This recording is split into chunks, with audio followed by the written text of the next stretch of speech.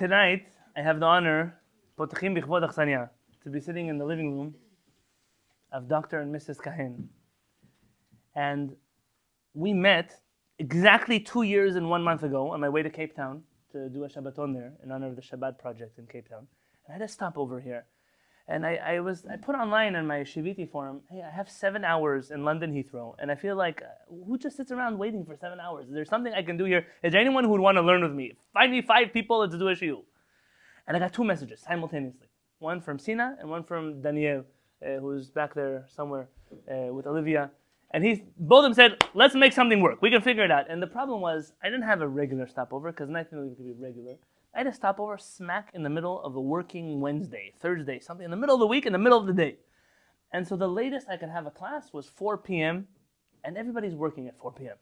And anyways, they made it work. Sina came to pick me up. Danielle came to take me back. We had a shiur in Tiferet Eyal by Dayan Kada. And there were some 50 or 60 people. There was a big crowd that showed up. I guess a lot of people don't have jobs in the UK. And I remember sitting there and saying, oh my gosh, they didn't know that. And most of the people there had already learned with me before on YouTube. And so people were coming to ask me questions about shiurim that I don't even remember that I gave them, but they remember them. And I called my wife and saying, what are we doing with Shiviti just in San Diego and LA? You know, what about Shiviti UK? That's a great idea. We'll do this. We'll put these classes together. We'll learn every week. And like every 3 or 4 months, you'll fly to the UK and meet with people. Great idea. That was February of 2020, okay? March of 2020, I'm like, let's plan. And then, boom, COVID happened. I'm not sure it ended, but COVID started, yes? And then it was, if I thought America was bad, what you guys were going through over here in terms of not being able to make flights into the UK, yes? It didn't happen. It didn't happen for 2 years. And I'm grateful for that moment that I came in here. Elisha and Zahava said, why don't you bring the rabbi for breakfast? And I sat here with breakfast, and I've never seen kids dressed so nicely to go to school.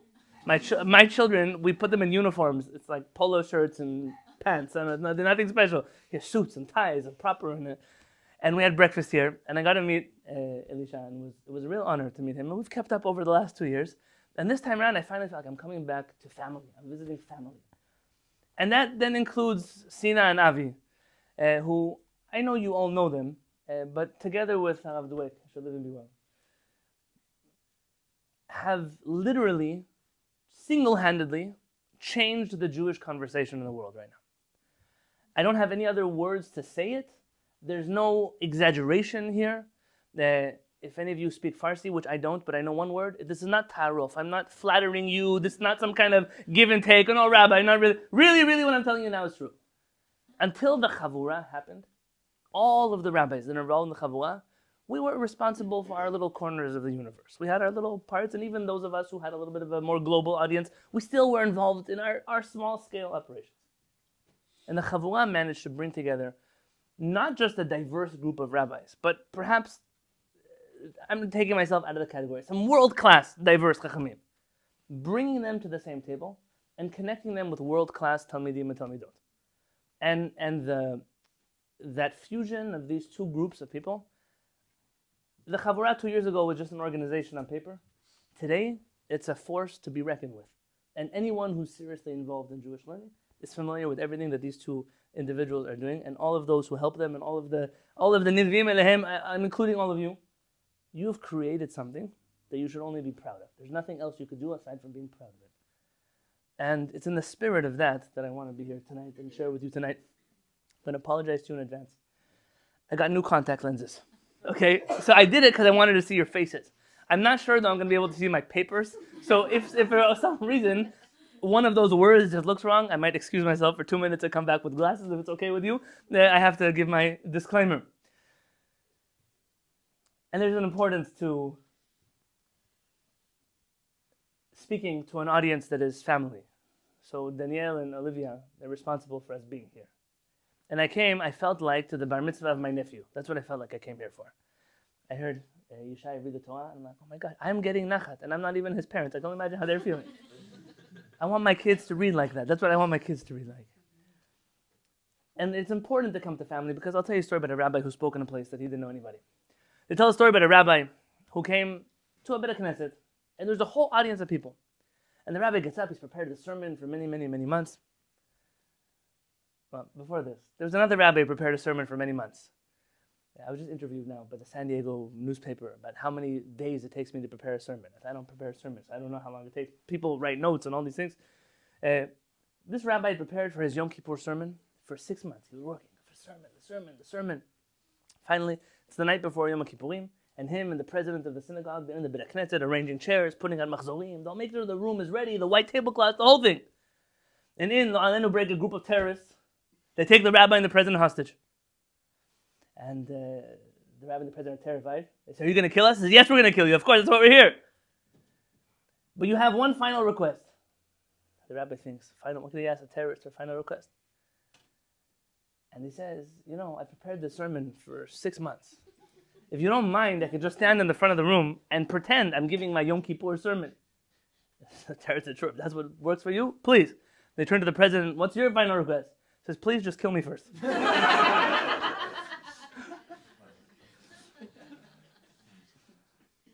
So this rabbi, he didn't survive. But another rabbi, he came to speak in a place.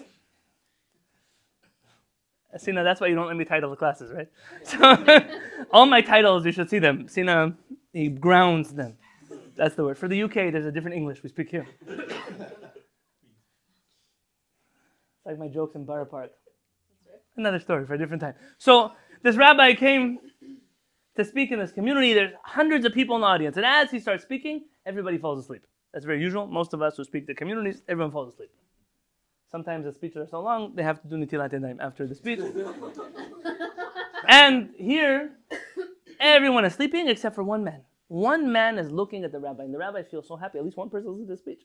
And every few minutes, the guy listens to something the rabbi says, and he disagrees and shakes his head. He says, "Oh, you don't agree? Let me prove to you why I'm right." He quotes Rambam, just quoting. And after a while, the guy nods his head. He says yes. And after a few minutes, he says no. And the whole night, the rabbi is busy engaging with this guy, and he's arguing with him. It's such a brilliant Talmid Chacham, came to my class, so honored. At the end of the shiur, everybody wakes up, they clap for the rabbi, give him a standing ovation, and they go home. And the rabbi goes over to this guy. He says, "Tell me, my dear friend, what's your name? Which Chacham, which community do you belong to?" He says, "Rabbi, I don't even know. I'm not a Chacham, I'm not a rabbi. I'm just a farmer. And I lost my goat. And this goat is very precious to my family. It's a source of parnasah for us. And they told me, if you want to go look in the synagogue. Maybe your goat ran to the synagogue. And I came here, and I saw you up there. And Rabbi, from some angles, you look like my goat. And from other angles, you don't look like my goat." He said, "Rabbi, I can tell you, after listening to you for 2 hours, I didn't understand a blessed word that you said. But for sure, you're not my goat." Sometimes when I walk into places and I speak, I look at the people looking at me. They're trying to figure out if I'm their goat or not. They have no idea how to eat or digest anything that is coming out of my mouth. A little bit over here. When I come to a place like here, like the Chalwa, people that have been exposed to actual Torah learning in the framework that Sina was speaking about, I feel like I'm speaking to friends. Many of you have learned with me already before. For some of you, this is your first. Buckle your seatbelts and get ready. But it's speaking to people that I know I can trust with information that I want to share. And tonight's shiur, I know I'm limited by time, but tonight's shiur is really in my heart, honestly. Tonight's shiur was not an 8-series part on whether cheese from non-Jews is kasher. I know that excites a lot of people. Like, really, wow, the cheese. Someone said, what is learning Torah in the 21st century like? I said, watch. If I gave a shiur on whether potato crisps are kasher without a certification, I could fill up an auditorium with 500 people. And if I were to give a class on the secrets of the unity of Hashem, I would probably be sitting there alone with my wife, who always comes for moral support. That's the kind of generation I live in. And so, yes, I agreed. Thank you for giving an 8-part kashrut series. I hope Baruch Sheptarani Ma'onsho Shazeh, I fulfilled my obligation towards the Chavua. I want to share with you something that's really in my heart. I was accused a while ago of having post-Girush disorder. It's a good diagnosis. Essentially what it meant was that I seriously entertain sources that happened after Andalusian Spain. And that's correct, I do. And I'm very proud of this disorder. And much of what I wish to share with you tonight is why I'm proud of my disorder. And then to tell you that, I have to share with you a few important stories. One of the board members of the Chavua and a teacher in the Chavua is Chacham Professor Tzvi Zohar. And until the last year or so, Professor Tzvi Zohar was a man I admired through his writings. And Sina, like he always connects people, managed to connect me in person. And Professor Tzvi Zohar and I spent a significant amount of time talking to each other. And since then, we've been in communication, though he's much better at answering his emails than I am. If you've ever tried sending me an email, you probably know that to be true. And over the months and months that we've been communicating in the last year, he reached out to me about a very important initiative, and I'm hoping that he's okay with me sharing. Professor Tzvi Zohar realized that as much as we've been pushing in the last decade or even more to research Sephardic Chachamim, we've researched very little about the Sephardic Chachamim who came to Israel, studied in Israel, and operated out of Israel. So we know a lot about the rabbis in Yemen and Morocco and Italy and Iraq and Algeria and Tunisia, but the rabbis that were born in those countries and then came to Israel, or Sephardic rabbis that were born in Israel and studied in Israel, we know almost nothing about them in terms of an academic research setting. And he realized quickly also that academics know very little about these rabbis as well. But my wife is an academic. I don't know really what, and I know Sina's father's an academic. I'm not sure what academics really know much about, because when they speak, you don't really understand much of what they're saying. There's a certain style of speech that is intended to leave less intelligent people like myself out of the conversation. But Professor Tzvi Zohar, he understood that in order to find the answers to who are these Chachamim, he would have to reach out to their students and figure out maybe they could put together some information about them. And one of the rabbis on the list was Mori Harav Yaakov Peretz, shall live and be well, my rabbi in Jerusalem. And he was looking, does anyone know this rabbi? And he reached out, I heard he's your rabbi. Would you be willing to research him for us and perhaps present one day in a convention on Harav Peretz? Now, I told Professor Tzvi Zohar that I highly doubt Harav Peretz has any patience for me to interview him about Sephardic philosophy or anything. Harav Peretz is, if you talk too much pilpul in his life, he'll just throw you out of the Beit HaMidrash. There's no room for much deviation from what you're actually supposed to be doing in life. But if I could convince him that it will increase Yirat Shamayim in the world, then he may allow me to do so. So after I got the green light from Harav Peretz, they sent me the list of interview questions. There's not Professor Tzvi Zohar didn't write them. The board of Bar Ilan University, they put together this convention they want to know. So I had to answer a few questions. Where was the rabbi born? Where did he live? Where did he study? One of those questions was, how obvious is Ashkenazi influence on him in his life? And this question was a very interesting question for me. And because I answered this question the way that only I would answer, and obviously not the way anybody else would like me to answer this question. Likely why I never got an email back. I said, you know, when Rabbi Yosef Masas quotes the Gaon of Vilna, wow, what a well-rounded Algerian Chacham. When Rabbi Eliyahu Mani, the Rosh Yeshiva of the Kabbalist Yeshiva in Yerushalayim, and then the chief rabbi of Hebron, who the Ben Ishchai in Baghdad used to send letters. When the Ben Ishchai didn't understand something in Kabbalah, he would send a letter to Rabbi Eliyahu Mani. And I have in my home a book of Rabbi Eliyahu Mani. It's written on Chassidut of Eastern Europe. The Baal Shem Tov, the Noam Elimelech of Lezhensk, he wrote this book about Chassidut of the Europeans. What do they say? Wow, what a well-rounded Sephardic rabbi. But when a Sephardic rabbi today will quote a Gaon of Vilna or the Baal Shem Tov, look how influenced he was by the Ashkenazim. What happened? What happened was that we Sephardim forgot what it really means to be a Sephardi. And that's what I want to teach you tonight. That's what I want to learn with you tonight. Because the reason that we quote from other people is not because of influence, but it's precisely what makes, in my opinion, Sephardim Sephardim. In order to understand that, I want to share with you two more stories. When I moved back, before I moved back to the States, I taught for a number of years in a modern Orthodox post-high school Israeli gap year program. And in that in Ben Midrash, Rav Soloveitchik was like the god of the world. I used to teach in a Dati Leumi place. Rav Kook was God, a lot of gods in the world. And here, everything, the Rav this, the Rav that, the Rav, and you have to get used to it because you don't know. They say the Rav. Somebody once told me, the Rebbe said it. Which Rebbe? You know how many Rebbes there are in the world? You mean my wife's Rebbe? You mean his Rebbe? I don't know. The Rebbe. Behei Haidiyah. They paid a lot for the capital T and R. Which Rebbe are you talking about? I would tell you, the rabbi said, and I'm referring to my rabbi. How are you supposed to know who I'm talking about? It's very presumptuous to use terms like the rabbi, the Rav. And I said, I didn't know what that, fine, I'm familiar. And I opened up one of Rav Peretz's books one day, and then there he quotes from Rabbi Soloveitchik of New York. That's what he calls him, Rabbi Soloveitchik of New York. And he quotes something from him about the Haggadah of Pesach. And I came to Rabbi Peretz. I didn't know you're familiar with the writings of Rabbi Soloveitchik. So what do you think about Rabbi Soloveitchik? Rabbi Peretz says, who? I said, Rabbi Soloveitchik. He's quoted in your book. I opened his book. He said, him. I have no idea who he is. I said, how about you have no idea who he is? He's in your book. Do you hold of the approach, the mentality? Is Rabbi Yonatan. I opened up one of his sefarim somewhere, and I saw something that I thought was true. And it was so true that I wrote it in my notes to be included in my next book.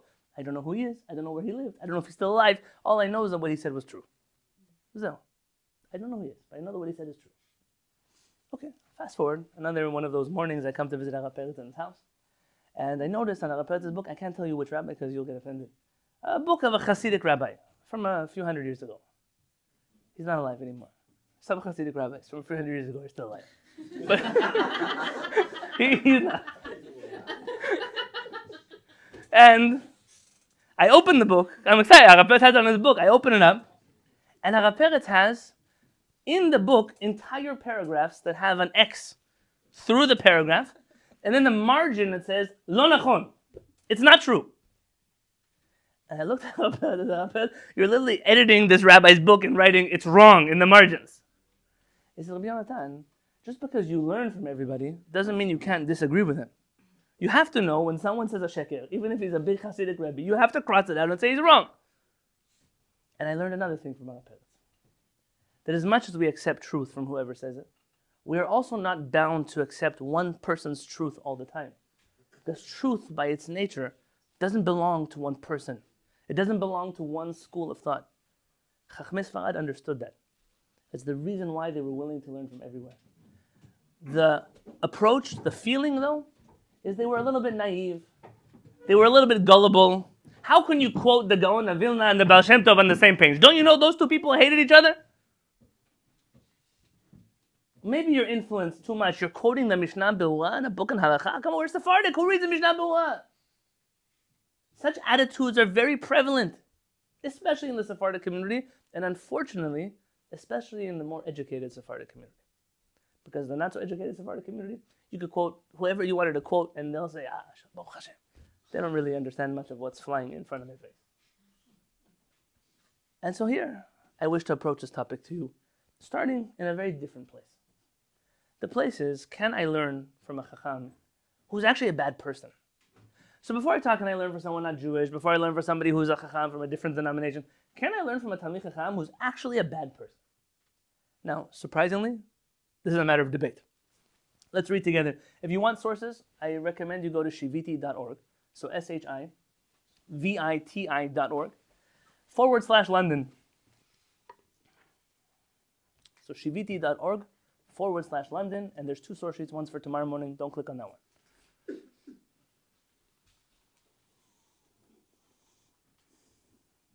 In Masechet Makot, on page 17a, Chachamim are asked the question, there was a certain Talmid Chacham who had a bad reputation. What does it mean, a bad reputation? Whenever you see this term, bad reputation, it doesn't mean that he wasn't keeping Chalav Yisrael. Okay? Bad reputation meant likely he was involved in some type of inappropriate relationship with someone who he should not have been in a relationship with. Believe it or not, it happens. And Chachamim want to know, what do we do with the Talmid Chacham who is in an inappropriate relationship?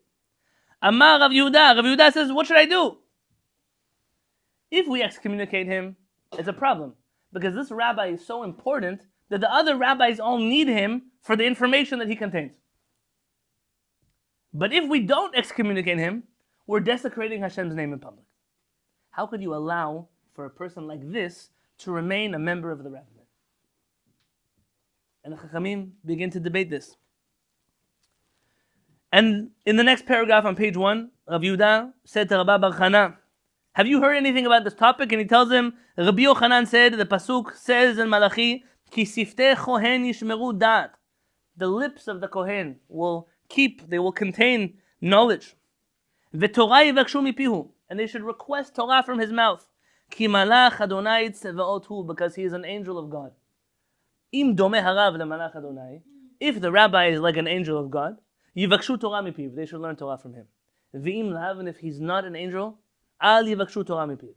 You cannot study Torah from him. At this point, I should probably get up and leave. But this is, Rabbi Yochanan said that if a rabbi has a serious flaw, you can't learn Torah from him. So what do? They excommunicated this rabbi. They put him in Shamta. They excommunicated him. At a certain point in time, Rav Yehuda became sick, And the Chachamim came to visit him. And the Chachamim came to visit him along with this Talmid Chacham who was excommunicated. When Rabbi Yehuda saw this Talmid Chacham who was excommunicated him, he started laughing at him. And this Talmid Chacham was really offended. He says, "You're laughing at me? It's not bad enough that you excommunicated me. But now you're laughing at me?" He said, "I'm not laughing at you." He said, "I'm laughing because I know that certainly I have a portion of the world to come. If I wasn't afraid to excommunicate you under all the pressure, all the reasons I shouldn't have excommunicated you, I'm so happy that I took the right stand in this life and excommunicated you." And then Rabbi Yehuda dies. Rabbi Yehuda dies, and this rabbi realizes, hey, now that my enemy is dead, let me get reinstated as a rabbi. He comes back to the Beit Midrash. He wants, can I become a rabbi again? Can you remove the Shamta from me? Can you get rid of this excommunication from me? And they're not sure, so they consult with other Chachamim. That brings us to page 2. Rav Ami said that there was a situation once where the maidservant of Rabbi Yehuda excommunicated somebody, and the Chachamim took 3 years before they considered getting rid of her excommunication. If that was the maidservant of a Chacham, can you imagine what happens if a Chacham actually excommunicates somebody? The Gemara continues. I'm intentionally going to omit some of the details. Well, I'll read a little bit to you, but you'll use your imagination. What ended up happening was they thought of releasing him. They ended up not releasing him. At the bottom of page 2 at the right, a wasp came and stung him. There's a machaloket exactly where they stung him. One says they stung him on his arm. That's a nice reading of this. Another opinion, the Gemara says, you can read it. Okay. I took out the word. They stung him in the same part of his body he did averot with. And then he died. It was painful. So what happened? They decided they need to bury him. They took him to the cave of the tzaddikim, and there was a snake in the beginning of the cave of tzaddikim. They wouldn't let him bury him there. And so they decided they can't bury him in the cave of tzaddikim. They took him to the cave of the dayanim, and over there they buried him. I must tell you that dayanim and tzaddikim, you understand what I'm saying? Good. Now this is obviously a piece of Agadah, right? So the snake has significance, where he got stung has significance. I'm not getting here into Shiur and Agadah. I'll tell you Shiur happened here. And also the rabbis say we don't understand. We know why the tzaddikim didn't want him. The Hasidim didn't let him in their cave because he's a Rasha. But what about the dayanim? Why did the dayanim allow him to be buried with them? And they said something fascinating at the bottom of page 2. Ma'itama, de'avad ki Rabbi Ilai. He followed the opinion, the halachic opinion of Rabbi Ilai. The Tanya that he taught, Rabbi Ilai Omer, Rabbi Ilai says, Im ro'eh adam shitzro mitgaber alav. If a person sees that they have a yetzer hara they cannot overcome, yelech lemakom she'en mekirin oto. You should go to a place where nobody knows you. V'yilbash shechorim, and you should wear black clothing. V'yitatev shechorim, and you should wrap your head in black clothing. There's a meaning, dress in black clothing. V'yasem ma shelibo chafetz, and do whatever averot your heart wants. V'al yichalel shel shamayim b'farhesia. At the very least, don't desecrate Hashem's name in public. What is this teaching of Rabbi Ilai? If you're going to do something wrong, at least don't flaunt it. Go hide whatever it is that you're doing. I see some of your faces. Don't worry, it bothers me just as much as it bothers you, okay? The Gemara here says that this rabbi, at least when he did averot, he did them in private. He didn't flaunt his averot to the whole world. It's an interesting Ritba and a Tosafot here. Let's skip them for right now. In source 4. In Masechet Ta'anit on page 7a, Rabbi Yirmiyahu wants to ask Rabbi Zera. He says, I want to learn something. The problem is that I'm too tired right now to learn halakha. Can you teach me something in Agadah? He said, yeah, I'll teach you. Ki adam et hasadeh. The Torah and Devarim says that a man is the tree of a field. What does it mean that a man is the tree of the field? On the top of page 3 at the right, it means that the fruit tree, you're not allowed to cut down. You know this halakha? You come to conquer a city, you can't cut down a fruit tree. The Gemara says, if a Torah scholar is worthy, you may eat of them, but you may not cut them down. But if he's not worthy, you may destroy and cut him down. The Gemara says if a Talmid Chacham is a bad Talmid Chacham, so he's not a fruit tree. He's a tree, not a fruit tree though. So you can destroy him if you need to destroy him. You don't let him stay in the Jewish community. But if a Talmid Chacham is a real Talmid Chacham, and he doesn't do things that are wrong, you should let him grow. You're not allowed to cut him down. He's a fruit tree. That's what it means that a man is like a fruit tree. If he's an upright Talmid Chacham, you respect him, you accept him. If he's not, you cut him down. And that leads us to another story about Rabbi Meir Balanes. Rabbi Meir, as I'm sure you know, has a very problematic rabbi as his teacher. Tell me who his rabbi is. Rabbi Elisha bar Avuya. Rabbi Elisha bar Avuya, as much as he's a problematic individual in the realm of the Talmud, you should know that the Mekubalim, and whether you're a Kabbalist or not, this is a fascinating tidbit of information to know, the Mekubalim are deeply, deeply involved in the life and teachings of Rabbi Elisha bar Avuya. He is the person who saw the truth, and it messed him up completely. And so for the Mekubalim, this story contains a lot more significance than for other people. Rabbi Elisha bar Avuya was a Chacham. For different reasons, the Gemara mentions that he left the Jewish fold, so much so they renamed him, they called him Acher. Acher, what is Acher? The other one. Yeah, not from us, he's from over there. Acher, he continues teaching Torah to Rabbi Meir Baal HaNes. Rabbi Meir, Kol Mishnah Setuma, he Rabbi Meir. The Stam Mishnah, every time you see Mishnah, Rabbi Meir learned that Mishnah. Who was his teacher? Rabbi Elisha bar Avuya. When he already became a Rasha, the Gemara tells us stories that Rabbi Elisha bar Avuya was riding on his horse on Shabbat, and Rabbi Meir was walking alongside his horse learning Torah from him. And at a certain point, Rabbi Elisha bar Avuya tells him, "Hey, Rabbi Meir, this is Tchum Shabbat. You're not allowed to take another step here." And Rabbi Meir would stop, and Rabbi Elisha bar Avuya would continue riding his horse. You can imagine, by the way. Forget Rabbi Yishai bar Avuya. Imagine Rabbi Meir, like his rabbi tells him, "Hey, it's Chilul Shabbat. It's Isul Karet," and then he goes down the road. You can imagine. Now the story obviously begins in the Pardes, and the four rabbis who go to the Pardes and they see things they shouldn't see, and they come down. Everyone comes out differently. Rabbi Akiva is the only one who survives that episode. That's a beautiful agadah to unpack in a different shiur. But the question that's bothering the Chachamim is, if this is true, that you're not supposed to learn from a problematic individual, how does Rabbi Meir Baal HaNes continue to learn Torah from Acher? How does he do it? Now, obviously here, Acher, he wasn't a sexual criminal like the first one, but he's still not an upright rabbi of the Jewish community. And the Chachamim have a few different ideas. And one of them talks about the ability, if you look on page 3, source 7,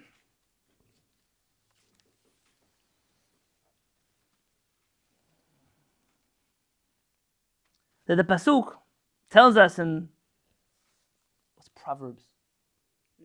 They call that Proverbs? That's good. Okay. Hat oznecha. Make your ear listen. Ushma divrei chachamim. And listen to the words of the wise. V'libecha tashit l'dati. And your heart should always be inclined towards my opinion. From here, the rabbis say, the Torah is telling us, Mishlei is telling us, that a person should learn from chachamim, but while they're learning from chachamim, simultaneously, they should always not be taking the words of the chachamim. They should be trying to think, what does Hashem actually want? So I said this last night in a different context, and it made some people very upset. But that is that Chachamim don't always tell you what Hashem wants. Now when you listen to Chachamim, you have, what does the Kadosh Baruch Hu actually want me to do? I'm coming to the Chachamim, but if the Chachamim contradict with the Kadosh Baruch Hu, then that's a problem. You know, when I met my wife, and my wife, as you know, is the reason why I'm even here. She's the reason why I am anything that I am.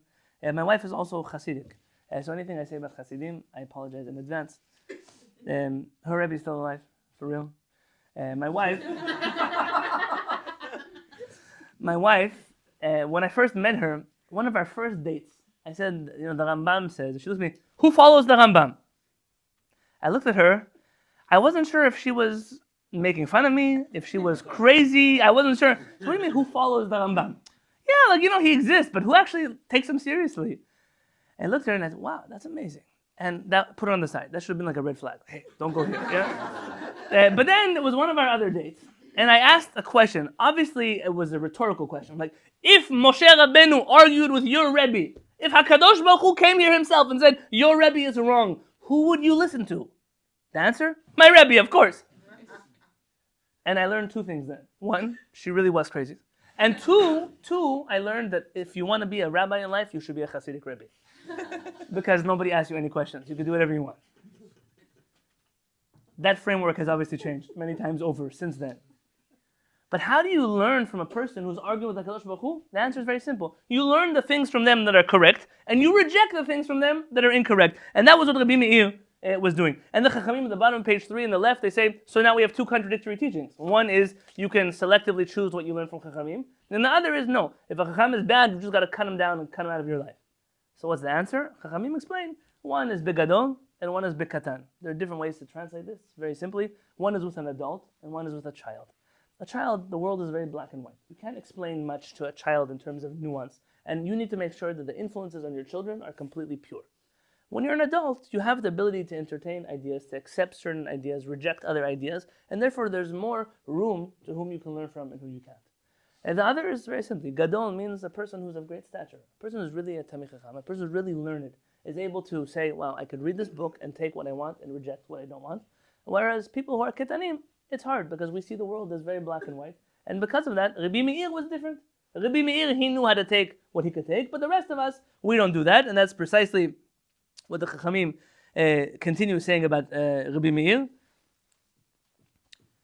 In sources 8, he was like a person who eats a pomegranate, who eats the seeds and throws away the peel. By the way, another talent of my wife, she knows how to open pomegranates. My life, I've never figured out how to open a pomegranate without getting my shirt red. So many reasons. Here, so many to get married. Rabbi Meir clearly was talented the same way. And he knew how to take from Rabbi Yishai bar Avuya what was allowed to be taken from him and to reject that which was able to be rejected or needed to be rejected. The Rambam codifies these teachings as a halakha. The Rambam tells us the following in source 9. The Tur in Maran Bet Yosef, they quote this exactly, almost verbatim, so I'm just going to read the Rambam to you. In source 9, on page 4. En melamedim divrei Torah, ela letalmid hagun ne'eh b'ma'asav o letam. We only teach Torah to a good student. So you can't teach Torah to bad people. It doesn't belong to them. You teach Torah to good people. What happens if the person in front of you is not a good person? First you make him a good person, and then you teach them Torah. But you can't give Torah to people that are not good. That's halakha number 1. Halakha number 2. Rambam says, V'chen harav, the same thing is with the rabbi, she'eno holech b'derech tova, who is not walking on a proper path. Af al pi shechacham gadol hu, even if he is a great chacham. V'chol ha'am tzarichin lo, and the whole nation needs him. I mean, how great of a rabbi is he? He's the greatest one we have. Even if he's the greatest rabbi we have, everyone needs him. En mitlamedin mimenu.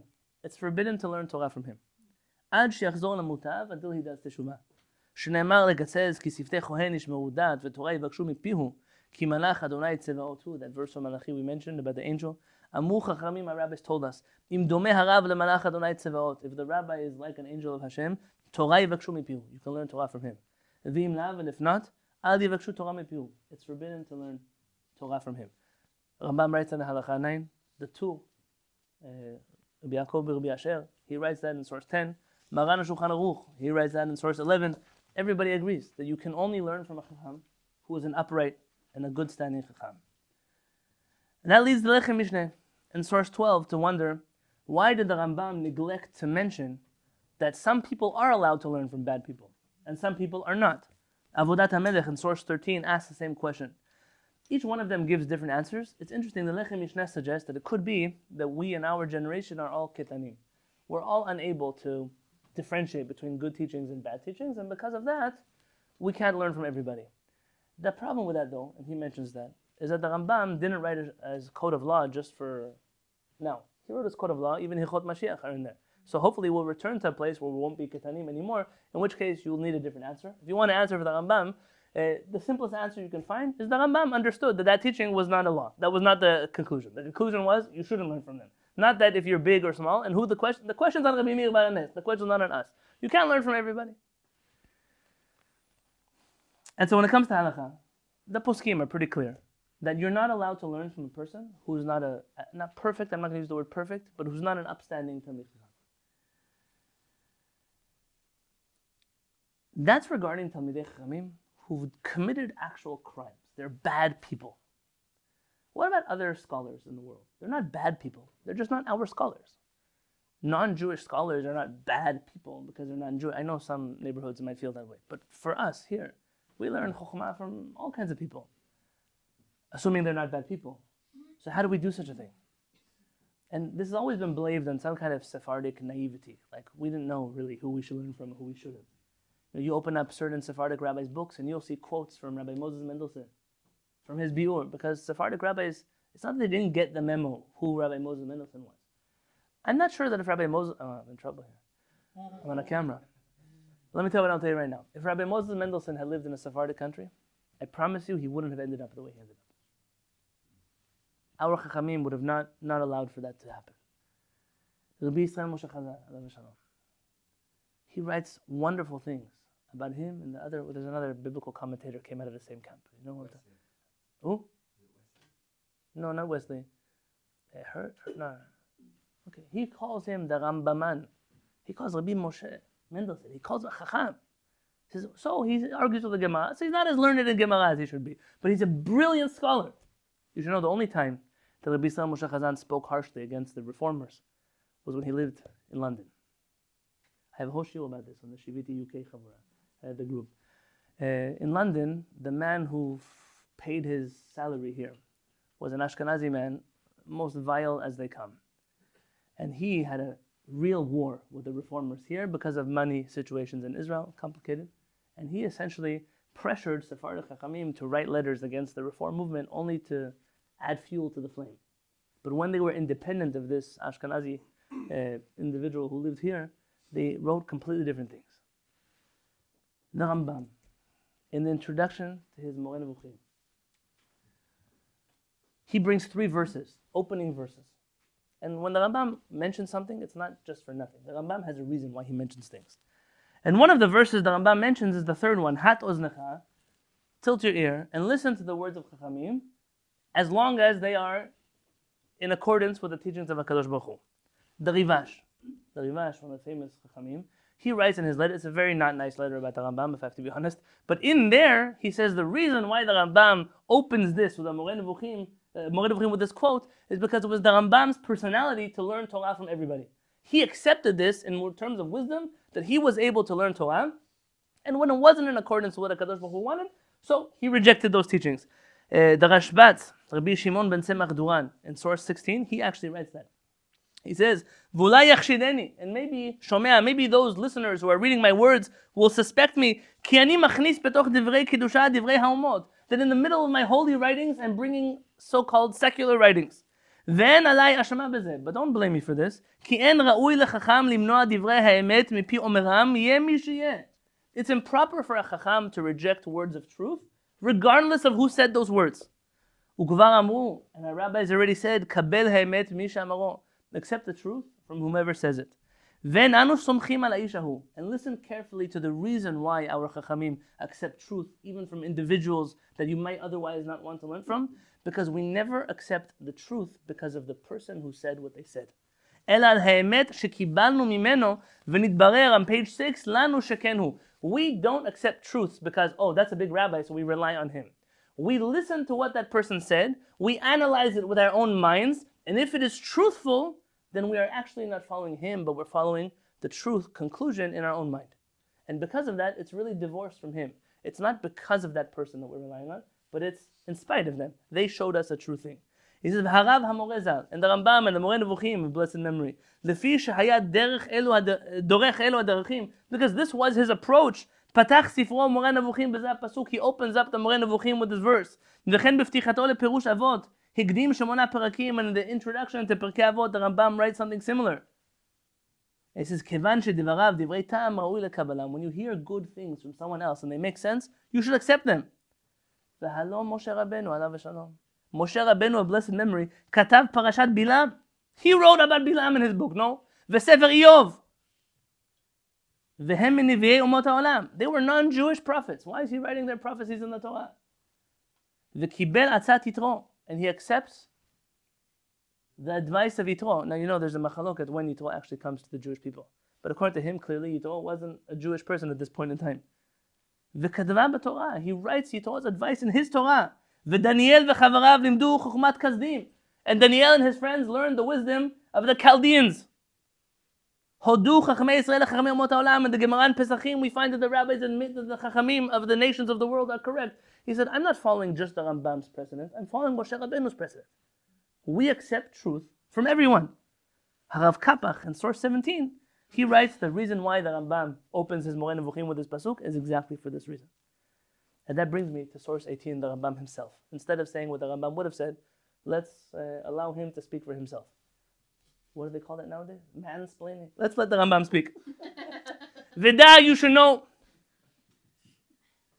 כי הדברים שאומר בפרקים הללו, the things that I'm writing in these chapters, ובמה שיבוא נפשות מן הפירוש, אינם עניינים שחידשתים אני מליבי. They're not things that I made up. ולא פירושים שאני המצאתי, not commentaries that I fabricated.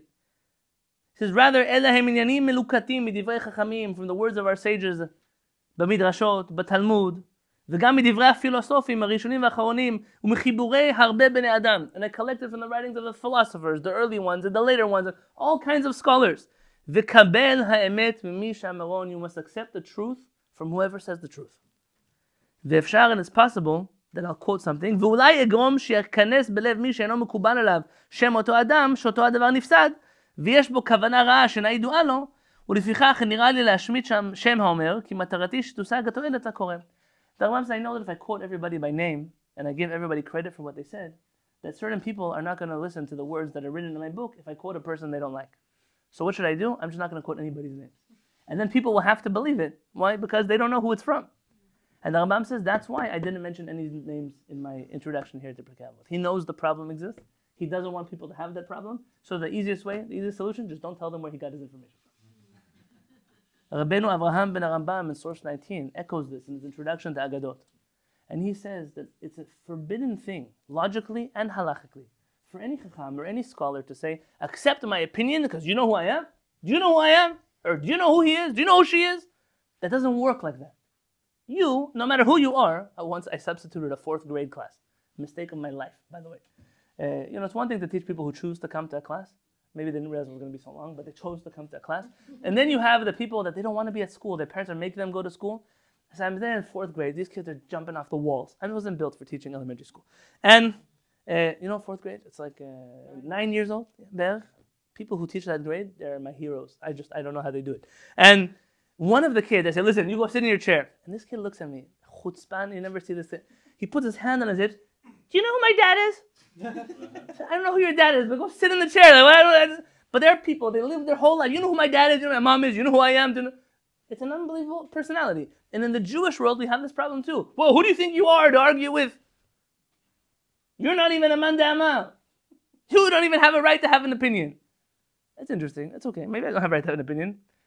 But I don't have to accept your opinion just because you are enter title here. If you want me to accept your opinion, you have to prove to me that you're right. The burden of proof is on you.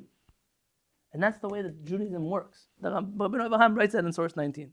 An example, in source 20, in the Mishneh Torah himself, the Rambam writes us the halakha, that there are things we learn from the scientists of the world, even if they contradict other things that we know. And the reason is very simple. We're not relying solely on those people. We've analyzed what they've said. We've realized what they said is truthful. And therefore, the Torah is true. So we accept whatever is true because we make a blessing. Asher natan lanu Torah emet. He gave us a Torah of truth. If we're holding on to the Torah of lies, then it's not the Torah of truth anymore. And therefore, in halakha, in Mishneh Torah, in the laws of Kiddush HaChodesh, the Rambam writes that the halakha.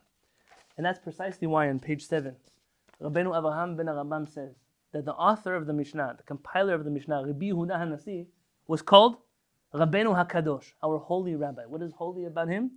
Ki ha'adam, because a person, kashiyashlich ma'al panav ha'sheker, when a person abandons deceit and lies, v'kayem ha'emet, and they accept truth, v'yachri'enu la'amito, and they'll make this truth truthful, v'yachzor bo midato, and they will take back their opinion if they are proven wrong, en safek ki kadoshu. There's no doubt that such a person is truly a holy person.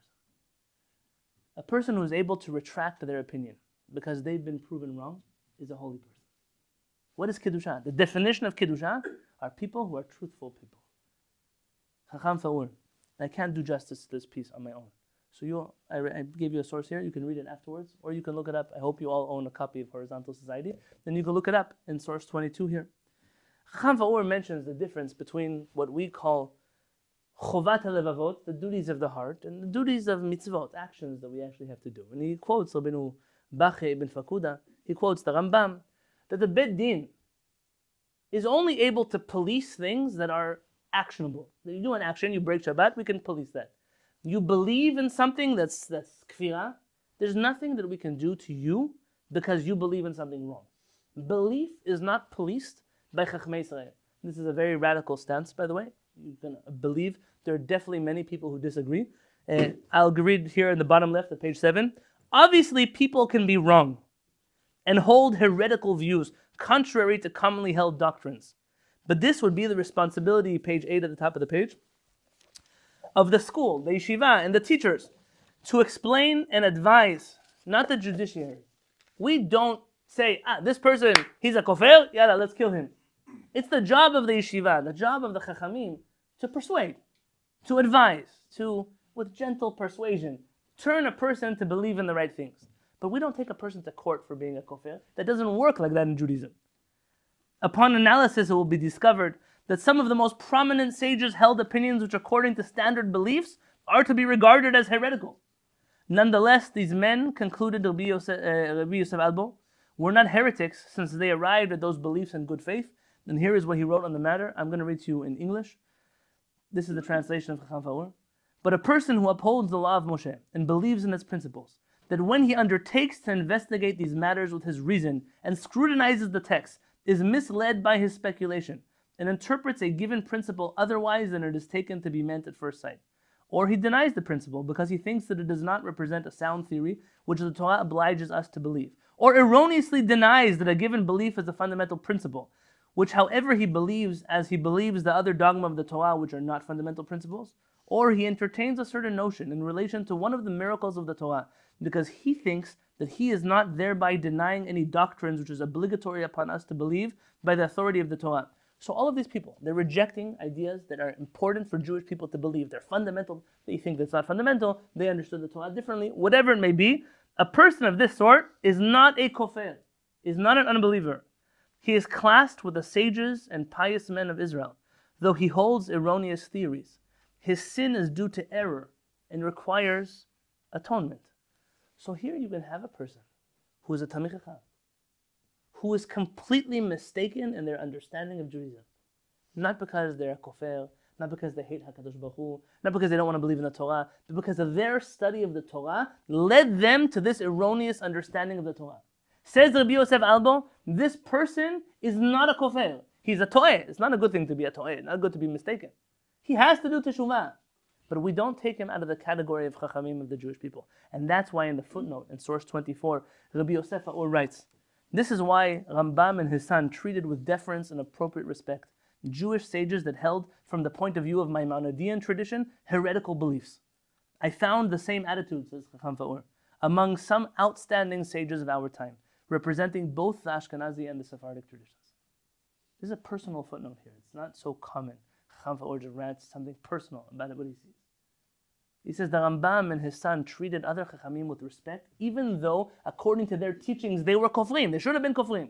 Because they were able to say this person reached this error, but it was a mistake. Not because they're actually bad people. And he said he saw among some outstanding Ashkenazi and Sephardic scholars of this generation that still behave the same way. This here, you should pay my money to read to you. What I told you right now, maybe you should pay Chacham Faur money for writing it. You can donate to his son. He's a bit of Knesset in New York. This teaching here should be life-changing. Because what we are so used to in the Jewish community, of persecution of others, especially other Chachamim, and I'm sure that some of you who live in this neck of the woods maybe have experienced it once or twice in your life. The persecution of upstanding Talmidei Chachamim for saying things that you don't like. By the way, nobody's even saying they're wrong, yeah? But I don't like what that person said. Is part of a tradition that is not ours. He's a Talmid Chacham. I'm allowed to say he's wrong. He's also allowed to say what he says. And I don't have to kill him for it. Nor do I have to persecute him. I don't have to put pashkavilim. I don't have to get the chief rabbis of Israel. I don't do nothing. I can just say, this is a Talmid Chacham who made an honest mistake. Maybe we should try to gently persuade him to change his mind. But to call him a kofir, to disgrace a Talmid Chacham, that's not part of our tradition. And the Rambam and his son and our Chachamim, it wasn't out of naivety that they said, oh, look, we'll accept these rabbis and those rabbis and people. How could you learn from Hasidic rabbis? Their whole framework is heretical. How could you learn from Ashkenazi rabbis? They don't understand the Andalusian method of Limut Torah. How can you learn? How can you? You're going to be left with nobody. Very quickly, you'll have no Chachamim in the world you can respect. Everybody becomes to you, we're going to be like when they said they became like grasshoppers in their eyes. Who do we say that about? About? Meraglim said that about who? About the giants. What happened to those giants? Nobody knows what happened to the giants. They killed them, yeah. That's what happens to people who treat other Chachamim like grasshoppers. Chachamim are not vizeir b'gachalatan. A Talmid Chacham can be completely wrong. Not in an immoral way. I'm not talking about the first guy in the first story. His belief in Judaism is complicated. I can't accept that belief to be accurate. I can't accept that some things that I see Jewish people do they fit within the monotheistic faith that I subscribe to. I think that some of them entertain, and say lightly, very pagan elements in their Torah. So what? So what? It's the first time in history you didn't have Chachamim in the Talmud that said there is no Mashiach that's going to come to the Jewish people. In the Talmud. Now, if you don't believe in Mashiach, that's one of the violations of the 13 principles of faith. The Rambam has some pretty nice words to say about what we should do to a person who doesn't believe in the 13 principles of faith. I'm not advocating for violence. But between what the halakha says to do and the way we treat a chacham who genuinely reached a conclusion we don't like, is that we respect them. And we can engage in dialogue. We could try to change their mind. But to cancel them the way that the world has taught us to do is so antithetical to everything that our chachamim did and thought and acted that is preposterous to me that in the name of Sephardic tradition, we're willing to cancel every other Talmid Chacham in the world that doesn't subscribe to our very narrow view of the Jewish world. You heard what I said? They might not invite me back here either. So far, I'm losing friends everywhere I go. Our Chachamim were not stupid. They were not naive. They were not frayerim in Israel. Our Chachamim were exactly what they were. Chachamim. Kabel et ha'emet mimi she'amara. You see truth? I don't know who this rabbi is. I just quoted him in my book because something he said was true. Just like I would quote a non-Jewish philosopher. Just like I would quote a doctor. Just like I quote anybody else. Because emet is what we're after. We're after the search of truth. I like source 25. I'm going to skip it right now. I want to read to you source 26. This teaching comes from Mori Harav Yaakov Peretz in his book. All of his books are called Emet Yaakov. When I asked Harav Peretz if he could tell me more about his life and his philosophy, I told you he has no patience, right? I told Rabbi Yonatan, you can summarize me in these statements. 1, Emet, truth. 2, Yosher, to be honest, straightforward, to be just. Tzedek, to be a person of justice, of righteousness. The 4th, Ahavat haberiyot kulan. Love all human beings. That's all there is to my philosophy. Keep moving, don't interview me anymore. Okay, that's what I got. I got 4 words out of it, 5 words out of it. In his book, Emet Yaakov, the book on Emet, he writes, En Emet b'palganut. There is no truth that could come out of division. Amaru Chazal, the rabbis ask about the verse, what does it mean? V'tehi ha'emet ne'ederet. The truth will become lost. Amar de Berav, the Gemara in Sanhedrin says that they learned in the house of Rav. Melamed, we learn, Shen'aset adarim adarim, v'holechet la. The truth becomes adarim adarim. You know what adarim are? Flocks. The truth becomes flocks, and they disappear. What did the Chachamim say? They're saying that something will happen that will cause truth to disappear, and it has to do with these words adarim, flocks. And there's 2 ways really to understand this. And the first is, and those of you who are members of the Chavurah, and you have friends that are not yet members of the Chavurah, this is going to resonate with you very much. In the 3rd paragraph in source 26, in the end of times, Shiyu nisyonot kashimo, there'll be very difficult obstacles in the Jewish world. Omnam bat yu anshe emet, there'll be truthful people left. There still will be truthful people. They'll try to act with naheg and to behave b'chayei hayom yom. They'll try to act with truth in their everyday life. They'll try to incorporate the truth they believe in to their everyday life. But the peer pressure, the social pressures on those people,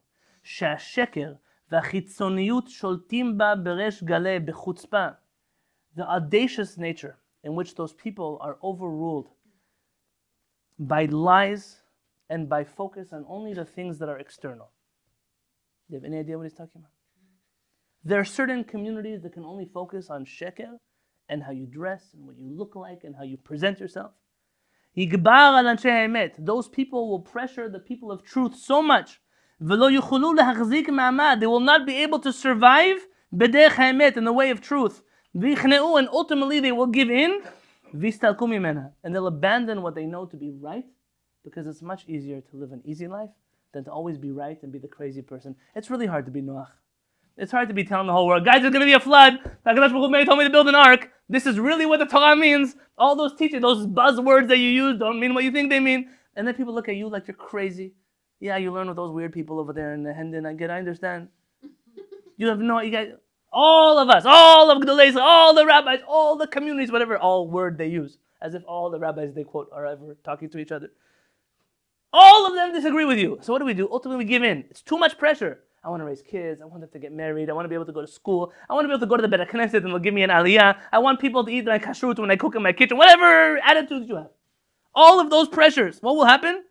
We'll abandon the emet and it will be like adarim. As flocks, people will leave the truth because it's too difficult to live that type of life. Ukmo shekara bedorenu, says Rav Peretz, exactly what happened in our generation. We ended up saying it's much easier to live mainstream. What they say, only dead fish swim with the stream.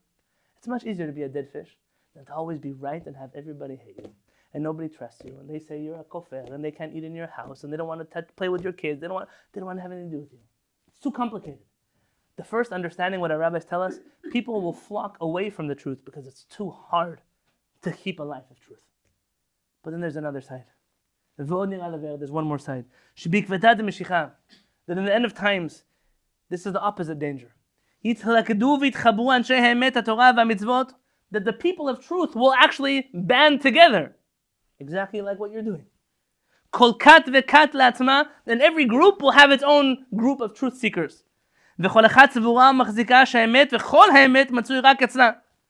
say, the truth is mine. I'm the only one who has the truth. Those truthful people, they're not truthful people. I'm the only truthful people. And every one of those groups, they believe, they say all the other groups, they're all wrong. And what happens? And they start separating from each other and fighting with each other, and there's competition between each other. And we begin hating each other because we're truthful people, so we have to hate all the people that are not truthful people. We end up disrespecting actual Talmidei Chachamim. And inevitably, when people behave like that, the truth just gets up and leaves. Because the truth doesn't like to hang out with people that claim they're truthful, but they behave in a way that is so exclusionary to everyone else, and that is so full of hatred towards the other, the truth doesn't want to stay there. And therefore, Rav Peretz reaches the conclusion, Maskana. What's my conclusion? Kabel et ha'emet. Accept truth, the bottom of page 9 at the right. Mikol mi shamo. Accept the truth, like the Rambam told us already, from every person who says truth. Lechabed u'lityaches beharacha. To respect and to treat with appropriate reverence. Lekol talmid chacham yireh Hashem. To every Torah scholar that is a God-fearing individual. Meaning that even if they live in error, but the error is from an honest error, they're good people. They want to serve HaKadosh Baruch Hu. Ulechol yireh Hashem, sheyesh b'kol chug. And look at all the denominations of Judaism. And don't view them as Ashkenazim or Sephardim or Orthodox or conservative, whatever groups you have in your mind. Look for the truth seekers in all of those groups. B'chol kat, b'chol eda, b'chol makom, in every ethnicity, in every place. Find the people that are truthful and respect them. And certainly don't hate and cancel the people that don't act like you. People that are truly God-fearing individuals. Don't just cancel them because they don't act like you. Omnam but, and there's a big but here. Just because we accept the truth from everyone does not mean it is your right and your obligation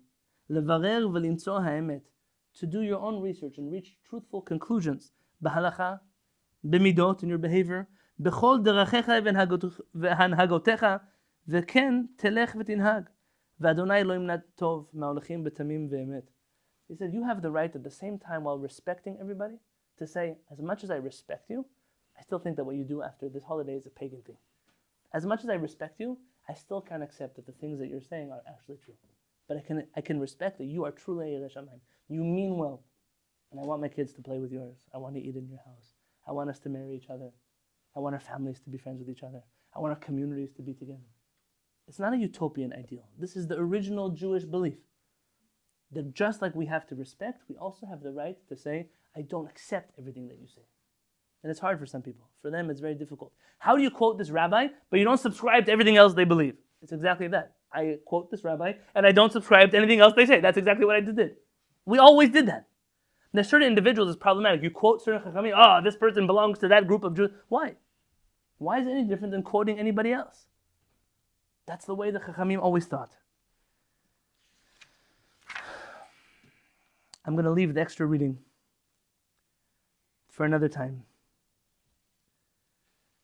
Rav Uziel has some beautiful pieces here.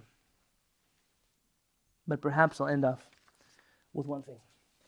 Rav Uziel in the last source, he says that when we see a group of 600,000 Jews, you see a group of 600,000 Jews. Our rabbis instituted a blessing. You know, there's a beracha. When you see 600,000 Jews, you recite a certain beracha. What's the beracha? I'll read it with you. If you look on page, there's a lot of pages, guys. At least not as bad as the gelatin sorshim. And the bottom right of page 12. Mihu umahu efu hachut hachorez et kol hachevra hanoshit. So what really is the thread, said Rav Uziel, that unites all of humanity together? V'bariach hatichon hamekayem et mitziuta hachevruti v'achduti. What really holds the world together, all people in the world together? Al sheila zo, on this question, Meshivim Razal, our rabbis of blessed memory, explained b'ma'amara mehilchati with their halachic teaching. Hakatzar, that is very short, u'maleh tochen, but is full of quality. Lemor, they say, haroeh uchlusei Yisrael, someone who sees a large group of Jewish people. Omer, they say, Baruch ata Hashem, Elokeinu melech haolam, blessed are you, our God, the King of the universe. Chacham harazim, who is the wise one of all the secrets. She'en da'atam doma zo lezo, ve'en partzufehem domim ze lazeh, because just like their faces are not similar, so too their opinions are not similar. That's what the Chachamim write in Masechet Berachot. This is a blessing rule, the halakha. Haroeh uchulusei Yisrael, says Rav Uziel, someone who sees so many Jews together. Semel li'ichudam harayoni v'machshavti shel hachevra hanoshit, which is almost like seeing the whole world together, because it's much easier to get a lot of people together than to get a lot of Jews together. Mitorer v'shoel, you see any group of people together, you immediately are awakened with a question. Mi asaf et kol ele ke'amir gona. Who was able to gather all these people and let them stay together? מי קיים אחדותם וחברותם של אוכלוסים אלה גם בהיותם מפוזרים ומפורדים משוללי מולדת משותפת ומדינה אחת. Who brought all of these Jewish people together to the same country when just 50 years ago, now it's already 80 years ago, they didn't have the same country, didn't have the same heritage, they didn't have the same history. How did they all get together? והתשובה לזה, the answer is, ברוך חכם הרזים. Only HaKadosh Baruch Hu is the reason why people can get along with each other. Only HaKadosh Baruch Hu, what does it say? A man and a woman were created as two completely separate creations. Sina, in your book on Bereshit, I don't know if you argue with me, but right now, man and woman were created literally as two separate creations. They're not even the same. And when they're commanded to get married together, so that's like asking two completely different species to get married together. If you're married to somebody from, you would realize that's this. So what does the Torah say? That HaKadosh Baruch Hu blessed them. HaKadosh Baruch Hu blessed. It's kind of like when you see your friend, they're about to do something crazy, you say, may God be with you. You know, that's insane, but I wish you luck, right? This idea that two people can only coexist together because HaKadosh Baruch Hu allows it to be. Chachamim tell us, Ish v'isha, a man and a woman, Shekhinah b'nehem, when Shekhinah dwells among them, they flourish. And there's no Shekhinah among them, Ish v'isha, they lose a yud and a hey, there's not a gematria, it's a gemara.